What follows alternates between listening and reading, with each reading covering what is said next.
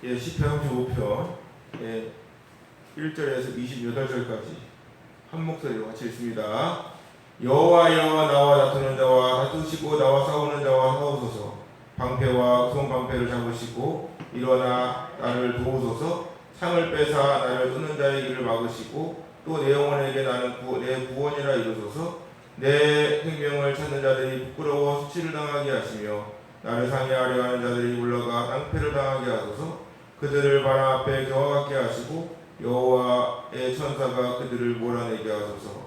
그들의 길을 어둡고 미끄럽게 하시며 여호와의 천사가 그들을 뒤쫓게 하소서. 그들이 까닭없이 나를 잡으려고 그들의 그물을 웅덩이에 숨기며 까닭없이 내 생명을 해하려고 함정을 펼사오니 멸망이 순식간에 그에게 닥치게 하시며 그가 숨긴 그물에 자기가 잡히게 하시며 멸망 중에 떨어지게 하소서. 내 영혼이 여호와를 즐거워하며 그의 구원을 기뻐하리로다. 내 모든 뼈가 이르기를 여호와와 같은 이가 누구냐. 그는 가난한 자를 그보다 강한 자에게서 건지시고 가난하고 궁핍한 자를 노력하는 자에게서 건지시느니라 하리로다.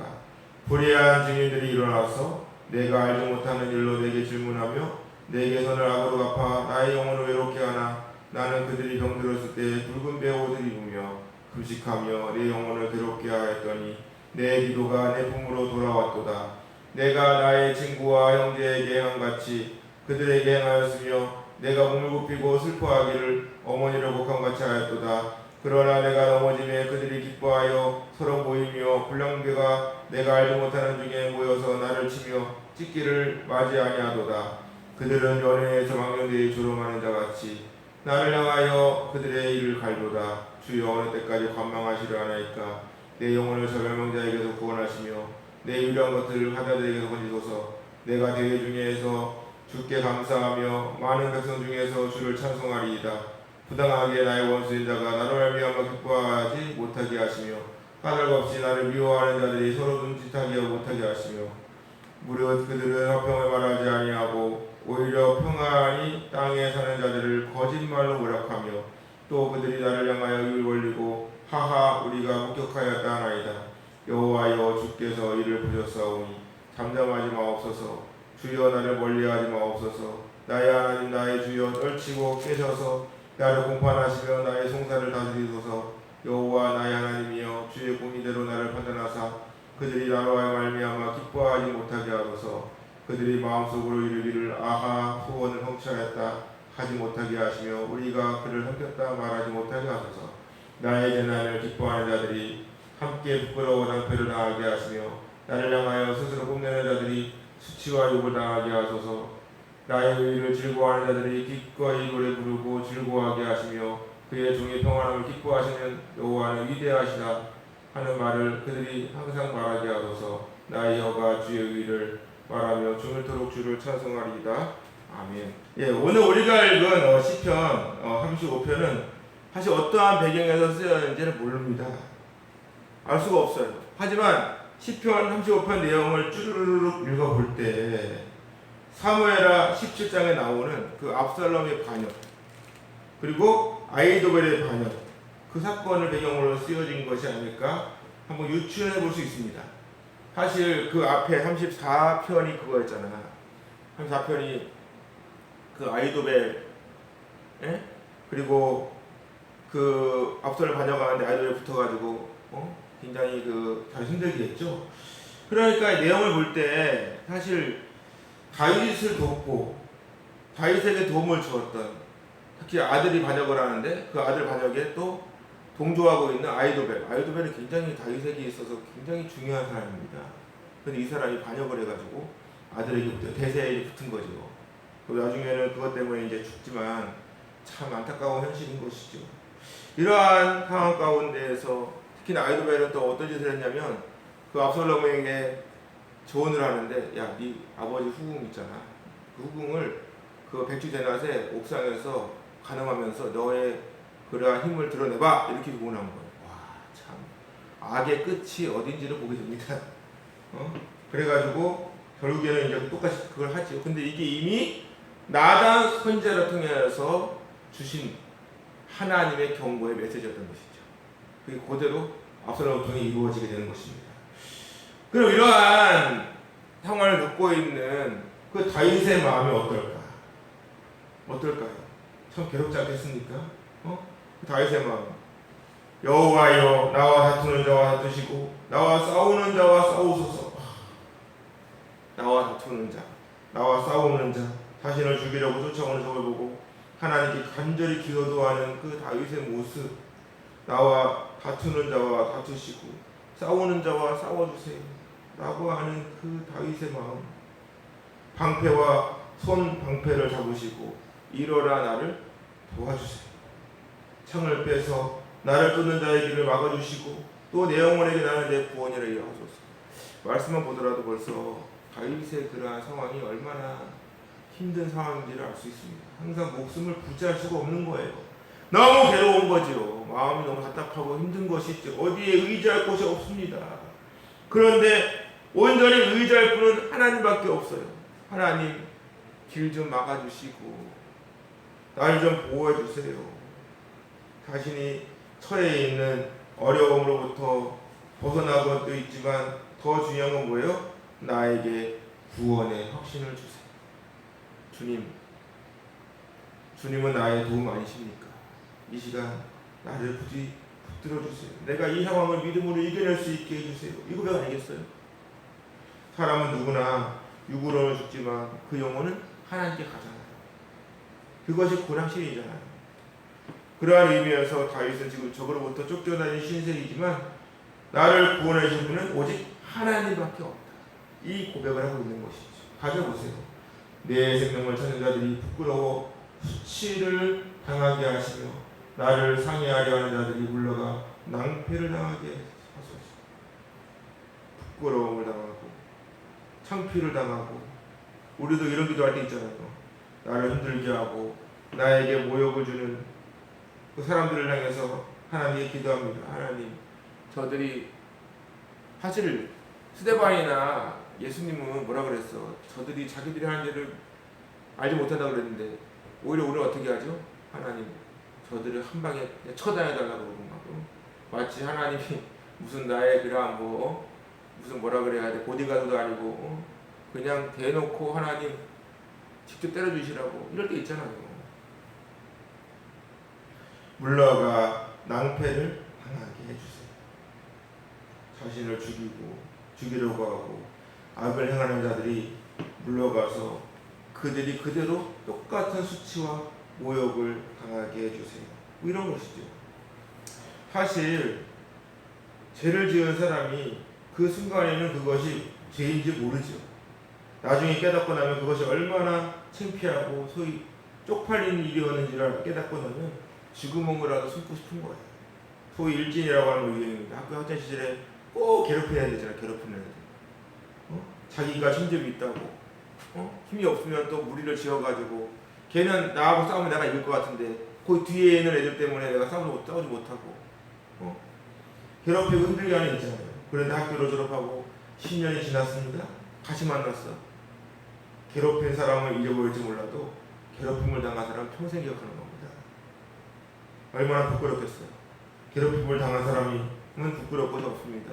자기가 힘이 없었고 또 가정사도 보면 엄마가 고생하는데 또 쌈박질해가지고 또 괜히 불려가는 거 싫고 이러다 보니까 참는 거죠.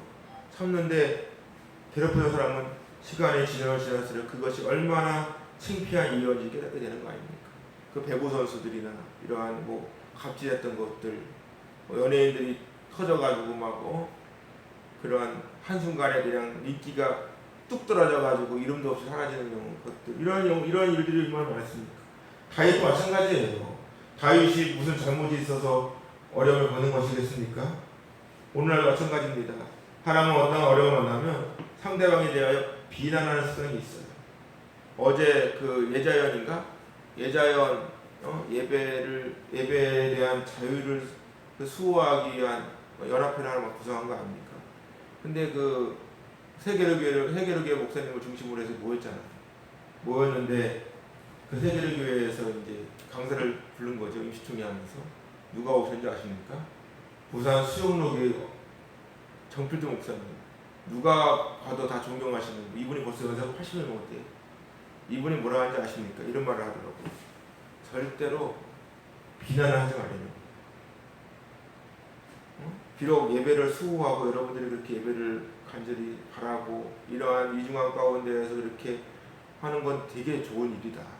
그런데 그렇게 함께 협력하지 않는다고 해서 그 사람들에 대해서 비난하지 말라는 거예요. 그거는 오히려 분열을 일으키는 거기 때문에 하나님은 의인의 편이니까 의인은 7번 넘어져도 일어난다고 하는 이 말씀을 딱 본문으로 정해놓고 말씀을 전하는 거예요.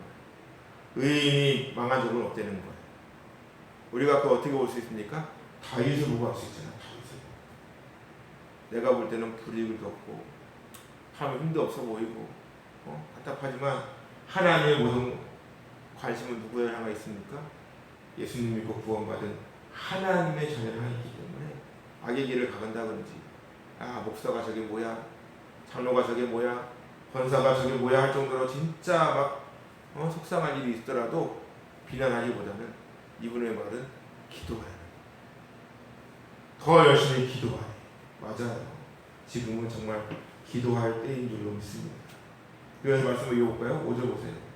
그들을 바람 앞에 겨와 같게 하시고 여호와의 천사가 그들을 몰아내게 하시고 시골에서 피질을 하거나 곡식을 찾아갈 때 알맹이는 키에 남고 겨는 바람에 훅 날아가잖아요. 그것처럼 겨와 같이 싹 몰아내어 주세요. 다 물러가게 해주세요. 그와 함께 그들의 길을 어둡고 미끄럽게 하시고 여호와의 천사가 그들을 뒤쫓게 하소서.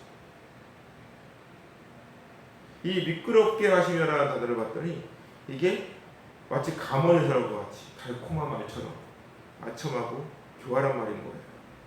이것은 자신에게 자신이 넘어 그치게 해달라고 하는 기도입니다. 그 다윗은 기도하죠. 7절 보세요. 7절. 그들이 까닭없이 나를 잡으려고 그들의 그물을 웅덩이에 풍기며 까닭없이 내 생명을 해하려 환경을 펼쳐오니 멸망이 순식간에 그에게 닥치게 하시며 그가 숨긴 그물에 자기가 잡히게 하시며 멸망 중에 떨어지게 하소서. 아무런 이유 없이 자신을 잡으려고 덫을 놓고 그물을 숨겨 놓았지만 자신이 놓은 덫에 자신들이 걸리게 하시고 하나님께서 직접 저들을 손을 대셔서 멸망시키시고 파괴해달라고 기도하고 있는 것이죠. 미시파트. 진정한 재판장은 누구야? 하나님이시죠. 우리는 굳이 피를 묻힐 필요가 없는 것이죠. 하나님께서 자신의 기도를 들어주시고 자신을 안전하게 보호해 주실 때 그 마음이 어떻겠어요? 9절 보세요. 내 영혼이 여호와를 즐거워합니다. 그의 구원을 기뻐합니다. 내 모든 뼈가 이르기를 여호와 같은 이가 누구냐? 그는 가난한 자를 그보다 강한 자에게서 건지시고 가난하고 급한 자를 노력하는 자에게서 건지시니라 하시고. 여기서 가난한 자라고 하는 게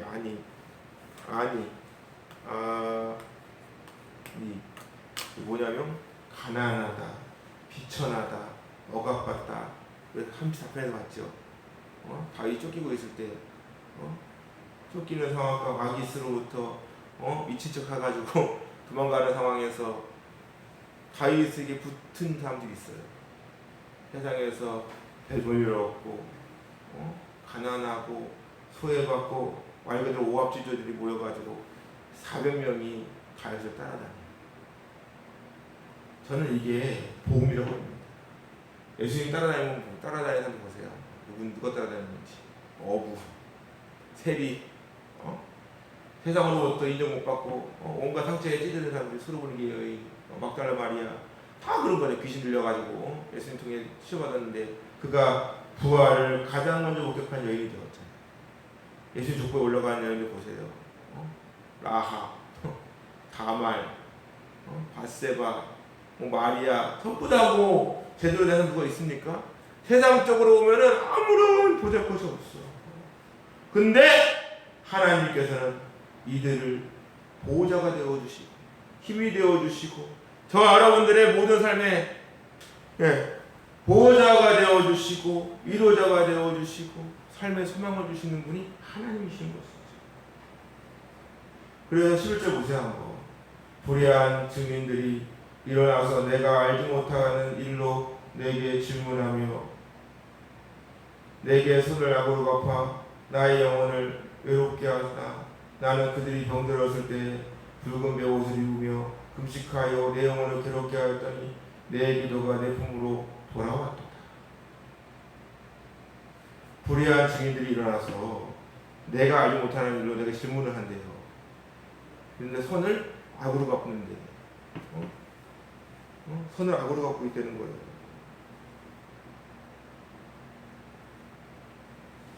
다윗이 그렇게 선을 풀었는데 그 선을 악으로 갚고 그 마음이 어떻겠어요?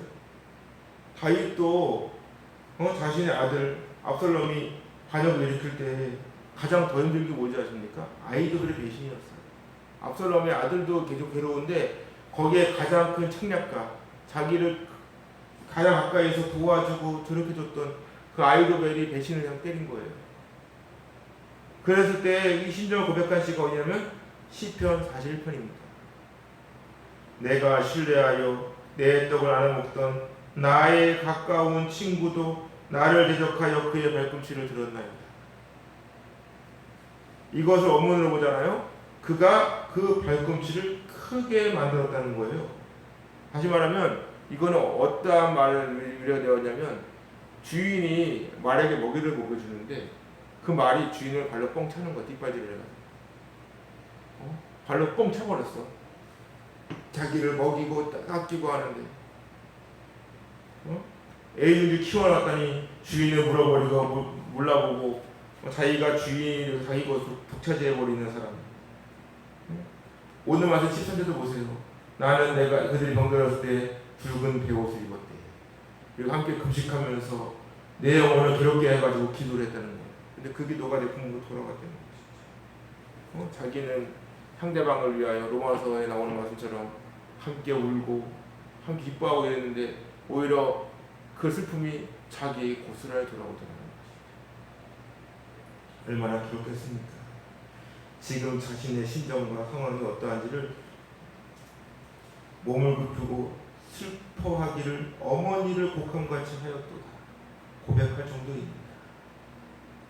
많은 목회자들이 이런 부분에서 많은 괴로움을 겪지요. 이런 말이 있습니다. 관계가 아주 좋을 때는 있는 거 없는 거 다 내놓을 것처럼 하지만 막상 등 돌리잖아? 그런 원수가 없다니까. 그런 원수가 없어요. 관계가 좋을 때는 다시 속까지 다 그냥 다 죽고 같이 하면서 막상 서운하고 관계가 깨져버리니까 언제 그랬는듯이 그런 원수가 없습니다. 온갖 비난을 하고 세상 사람들의 교회에 대하여 온갖 악한 말을 하고 어떠한 모습입니까? 15절 내가 넘어짐에 그들이 기뻐하여 서로 모이며 불량배가 내가 알지 못하는 중에 모여 나를 치며 찢기를 맞지 아니하느니라.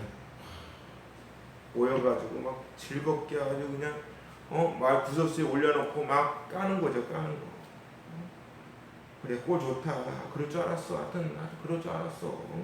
일이 잘 풀리지 않고 힘들어하는 모습을 보면서 아주 기뻐하고 쾌락을 느끼죠. 이런 심한 욕설과 온갖 더러운 독설을 퍼부으면서 마음을 갈기갈기 찢어 놓았다는 것이죠. 얼마나 괴로웠을까요? 뿐만 아니라 그들은 연회에서 망령되이 조롱하는 자같이 나를 향하여 그들의 일을 간다. 연회 이곳에서 망령되이 잔치상이잖아. 잔치 자리에서 망령되이 망령되이라는 말이 이 하네프라는 단어인데 이 단어가 뭐냐니까 신석 모독적인 말이야. 야, 너 하나님 믿는다며? 하나님 믿는 애가 그게 뭐냐? 네 하나님 믿는 하나님 네가 믿는 하나님 맞아? 아이고, 너 꼴 좋다 꼴 좋아. 이런 거야. 그 다윗을 모욕하는 것 같지만 그 뒤에는 그 다윗 뒤에 있는 하나님을 모욕하고 있는 것이죠. 시편 기자의 마음이 어떻겠습니까? 얼마나 괴로울까요? 참으로 힘들고 어려운 상황. 어떻게 보면 오늘날 기회를 향한 세상의 소리라고 볼 수 있습니다. 그렇게 예배를 드리지 말라고 했더니 도무지 말을 듣지 않는구만.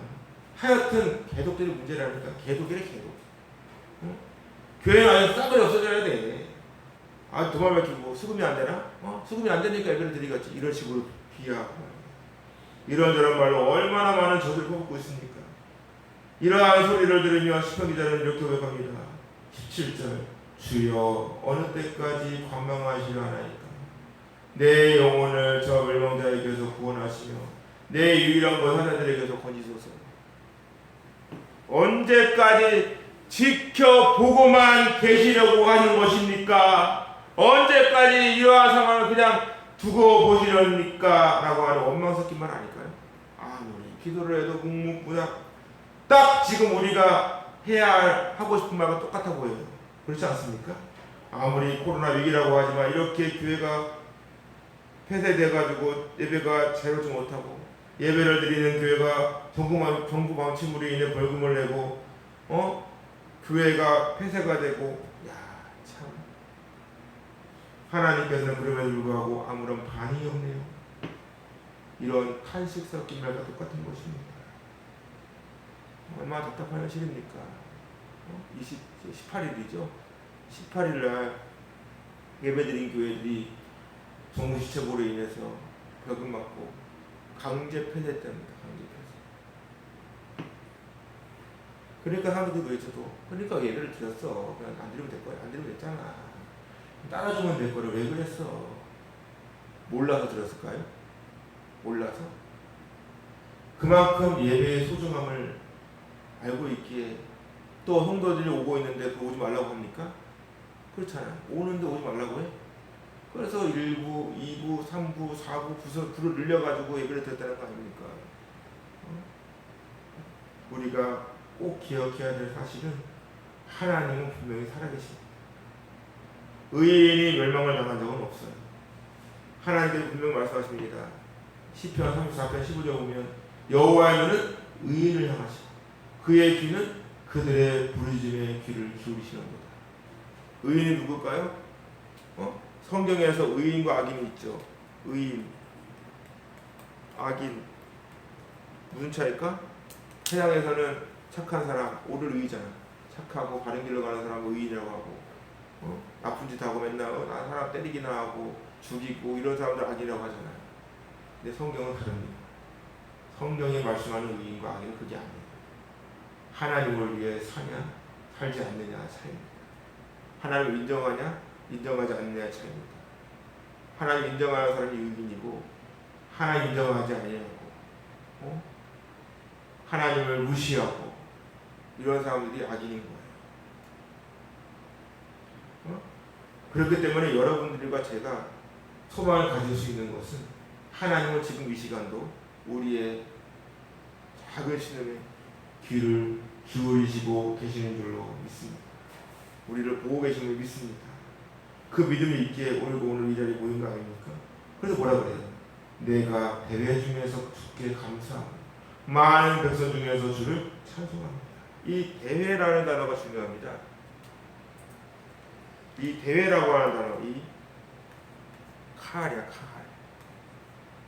칼. 보통 예배를 지칭할 때 두 가지가 있습니다. 두 가지. 사하가 있고 카알이 있는데 사하는 예배 자체를 의미한다면 카알은 교회입니다. 교회를 얘기해요. 교회. 그래서 사하는 무릎을 꿇고 절하고 이런 겁니다. 몸을 굽혀서 절하는 거라면 이 카알은 믿는 무리들의 모임을 얘기해요. 그럼 예배잖아요. 교회잖아요. 교회. 주께 감사하며 많은 백성 중에서 주를 찬송하는 모임. 이것이 오늘날의 교회 모습 아닙니까? 외부의 어떤 상황이나 환경에 구애받지 아니하 예배로 모여야 되는 것이죠. 하나님께 감사로 영광을 돌려야 되는 거 아니겠습니까? 그 어떠한 세력도 절대 예배를 막을 수는 없는 겁니다. 예배는 우리가 목숨보다 귀하게 겁니다. 하나님께서 가장 기뻐하시는 것이 예배이기 때문에 그러니까 예배를 자꾸 막는 거예요. 사단은 어떻게든지 예배를 드리지 못할 수 없는 거예요. 바로도 그렇잖아요. 바로도 애고방도 어떻게 했어? 어떻게 합니까? 모세가 하나님 말씀을 듣고 우리 가서 하나님께 제사하게 해달라. 그랬더니 못 가게 하는 거 못 가. 일을 더 세게 해주잖아. 놀러 간다고 일을 더 세게 해주고 또 이제 그 재앙의 단계가 올라가면 어떻게 그래? 야, 예배 드려. 드리는데 애들은 놓고 가, 애들은. 뭐 이런 식으로. 아니면 가까이 갔다 와. 이런 식으로. 지금 그러잖아, 지금. 예배를 드려. 너 드리지 말래? 비대면 예배를 드리라고. 그래? 사람 필요해? 아, 그래. 그럼 방송 보내야 되니까 19명 드리면 되겠네. 그렇지? 11명 되지. 충분하잖아. 방송기대 뭐 안내, 헌금에 할 수 있잖아. 뭐 타협합니까? 뭐 타협하냐고. 매일 이런 식인 거예요. 자꾸만 19절 보세요. 부당하게 나의 원수가 된 자가 나로 말미암아 기뻐하지 못하게 하시며 까닭없이 나를 미워하는 자들이 너로 눈짓하지 못하게 하소서. 이런 식인 거야 계속. 이 눈짓을 못하게 뭔지 아십니까? 눈을 개성치레게 떠가지고 얘들이랑 서로 눈치를 서로 이제 자기 편들끼리 눈빛 교환하고 눈빛 교환. 눈빛 교환하는 거예요. 아유 이러면서 이런 식이야, 이런 식. 다윗이 수치와 조롱당하는 것에 대하여 기뻐하고 즐거워 있는 거예요. 이들은 계속해서 악한 자의 끝을 보여줍니다. 20절. 무릇 그들은 화평을 말하지 아니야. 오히려 평안히 땅에 사는 자들은 거짓말로 모략하며 또 그들이 나를 향하여 입을 크게 벌리고 하하 우리가 목격하였다 하나이다. 계속해서 거짓을 입삼고 시편 기자를 향하여 입을 크게 벌리고 웃고 있어요. 그러 봐. 이러한 모습을 직접 보고 있다 생각해 보세요. 가장 대표적인 예가 뭐죠? 예수님. 십자가에 달리실 때 어떻게 했습니까? 침을 뱉고 야, 저 사람이 하나님 아들이란다. 야, 아이고, 야, 내려와봐. 하나님 아들이라며? 내려와봐. 야, 참 머리에 툭툭 치고 말이야. 네가 하나님의 아들이야? 네가 하나님의 아들이면 나는 야 신의 아들이겠다. 이러면서 이런 식으로 자기 자신도 구원을 못하면서 뭐 남을 구원하겠다고 온갖 비난과 수치와 모욕을 주잖아요. 조롱을 받으시는 그 주님의 모습이 생각납니다. 지금 교회가 그런 것 같아요. 야, 교회가 하나님 계신 거 맞아? 없는 하나님께서 예배를 드린다고 그래. 네가 목사야? 네가 장로야? 네가 원사야? 이런 식으로. 이 사람이 목사래요. 매일 비꼬는 모습들. 교회가 돈이 없나 보다 예배 드리는 거 보니까 이런 말을 우리가 들어야 됩니까? 얼마나 모욕이야 이거. 이거 얼마나 모욕이냐고. 예배를 드리는데 돈이 없나 보대. 이런 말을 듣고 있어야 되겠습니까 우리가? 다윗은 고백합니다. 여호와여 주께서 이를 보셨사오니 잠잠하지 마옵소서. 주여 나를 멀리하지 마옵소서. 나의 하나님 나의 되어 떨치고 계셔서 나를 공판하시며 나의 송사를 다스리소서. 가만히 계시지 말라는 탓인 거지. 하나님 왜 아무 말 없이 가만히 계시는 것입니까? 그와 함께 24절 보세요. 여호와 나의 하나님이여 주의 공의대로 나를 판단하사 그들이 나로 말미암아 기뻐하지 못하게 하소서. 그들이 마음속으로 이르기를 아하 소원을 성취하였다 하지 못하게 하시며 우리가 그를 삼켰다 말하지 못하게 하소서. 마치 지금의 상황에서 기독교가 수치와 모욕을 당하는 상황 가운데 우리의 고백인 것 같습니다. 언제까지 이러한 수치와 모욕을 당해야만 합니까? 이런 소리를 들려요. 교회가 불이익을 당하고 예수님 믿고 구원받은 하나님 자녀가 온갖 수치와 모욕을 당하고 있습니다. 거봐, 하나님 없다니까. 하나님 없어. 하나님 계시다면 이 코로나를 이렇게까지 끌고 리가 있어? 없어. 하나 계시는데 코로나가 나온다고? 이런 식이야. 이런 식이라고. 하나님이 살아계시다면 가만히 계실 리가 없잖아. 병든 우리 가족을 살려주시면 하나님 믿겠습니다. 나의 문제가 해결되면 하나님 믿겠습니다. 이것만 해주시면 내가 하나님 믿겠습니다. 맨 이런 식. 이렇게 기도를 했는데 기도 응답이 되지 않아요. 그럼 교회 떠나는 거예요. 이런 분들을 많이 봤습니다. 뿐만 아니라 오히려 교회에 대하여 대적을 하죠. 하나님 없어. 내가 교회 다녀왔는데 하나님 없어. 내 기도 안 들어주셨어. 내가 알아. 내가 그 증인이야. 이런 식. 기도 얼마나 했다고.